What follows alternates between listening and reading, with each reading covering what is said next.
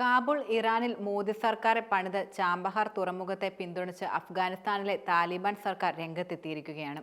ചൈനയ്ക്കും പാകിസ്ഥാനും താലിബാന്റെ ഈ നിലപാട് യഥാർത്ഥത്തിൽ വലിയ തിരിച്ചടിയാണ് മാറിയിരിക്കുന്നത്. ഇറാനിൽ ഇന്ത്യ നിർമ്മിച്ച ചാബഹാർ തുറമുഖത്തെ പിന്തുണയ്ക്കാൻ തയ്യാറാണെന്ന് താലിബാൻ പ്രഖ്യാപിക്കുകയാണിപ്പോൾ. ചാബഹാർ എന്നത് മുംബൈയും റഷ്യയുമായി ബന്ധപ്പെടുത്തുന്നതിൽ നിർണായക പങ്ക് വഹിക്കുന്നതാണ്. ഈ പാത ഇറാൻ വഴി അസർബൈജാനിലൂടെ റഷ്യയിലേക്ക് എത്തുന്നതും കൂടിയാണ്. 400 കോടി രൂപ ചെലവിലാണ് ഈ തുറമുഖം പ്രധാനമായിട്ടും ഇന്ത്യ നിർമ്മിച്ചതും.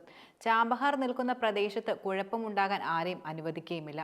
അഫ്ഗാനിസ്ഥാന്റെ മണ്ണിൽ നിന്നും ഇതിനെതിരെ ഒരു കുഴപ്പവും ചെയ്യാൻ ആരെയും അനുവദിക്കില്ലെന്നും ഔദ്യോഗിക പ്രഖ്യാപനത്തിൽ താലിബാൻ വ്യക്തമാക്കിയിട്ടുണ്ട്. ഇറാനിലാണെങ്കിലും അഫ്ഗാനിസ്ഥാന് തൊട്ടടുത്താണ് ഈ തുറമുഖം നിലവിൽ സ്ഥിതി ചെയ്യുന്നത്. മാത്രമല്ല മധ്യേഷ്യൻ രാജ്യങ്ങളായ തുർക്ക്മെനിസ്ഥാൻ തുടങ്ങിയ രാജ്യങ്ങളെയും ചാബഹാർ വഴി തുറക്കുകയും ചെയ്യുന്നുണ്ട്. എന്നാൽ പാകിസ്ഥാനെ ഒഴിവാക്കാനും സാധ്യതയുണ്ട്. ഇതിനെ തുടർന്ന് ചൈന കോടികൾ മുടക്കി പാകിസ്ഥാനിൽ നിർമ്മിച്ച ഗ്വാദാർ തുറമുഖത്തിന് പ്രസക്തി നഷ്ടപ്പെട്ടിരിക്കുകയാണ്. അതിനാലാണ് ഇരു രാജ്യങ്ങളും ചാബഹാറിന്റെ തുരങ്കം വയ്ക്കാൻ ശ്രമിക്കുന്നത്. നമ്മൾ മനസ്സ് വെച്ചാൽ കാശിയിൽ നിന്നും കാശൽ, അതായത് ഇറാനിലെ ഒരു നഗരം, തമ്മിലുള്ളൊരു ദൂരം വെറും അരച്ചുവട് മാത്രമായിരുന്നു. ചാബഹാർ തുറമുഖം യാഥാർത്ഥ്യമാക്കിയപ്പോൾ മോദി ഖലീബിന്റെ ഈ കവിത ഈരടി ചൊല്ലിയിരുന്നത്. 1971 ബംഗ്ലാദേശിനെ വിമോചിപ്പിക്കാൻ വേണ്ടിയുള്ള യുദ്ധത്തിനൊടുവിൽ പരാജയപ്പെട്ട പാകിസ്ഥാൻ കിഴക്കൻ പാകിസ്ഥാനിലെ ധാക്കയിലാണ് കീഴടങ്ങൾ പ്രഖ്യാപിച്ചിരുന്നത്. ഇവിടെ ഏകദേശം 93,000 പാക് പട്ടാളക്കാരെ ഇന്ത്യൻ സേന തടവുകാരായി പിടിക്കുകയും ചെയ്തിരുന്നു. ഈ കീഴടങ്ങൽ ചടങ്ങിൽ പാകിസ്ഥാൻ പട്ടാളക്കാർ പാൻഡഴിച്ചു എന്നൊരു പരിഹാസം മുൻപേ തന്നെ നിലനിന്നിരുന്നു. പക്ഷേ ഇതിൽ സത്യമുണ്ടോ എന്നറിയില്ല.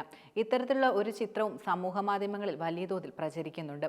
താലിബാൻ സേന പാകിസ്ഥാനിലേക്ക് മാർച്ച് ചെയ്യുന്ന വഴി ഇവർ പാകിസ്ഥാൻ സേനയെ കീഴടക്കി വീണ്ടും ഒരു പാൻഡടിക്കൽ ചടങ്ങ് പാകിസ്ഥാനെ കൊണ്ട് നടത്തിക്കുമോ എന്ന ചോദ്യം ചിലർ പരിഹാസ രൂപേണ ഉയർത്തുകയുണ്ടായി.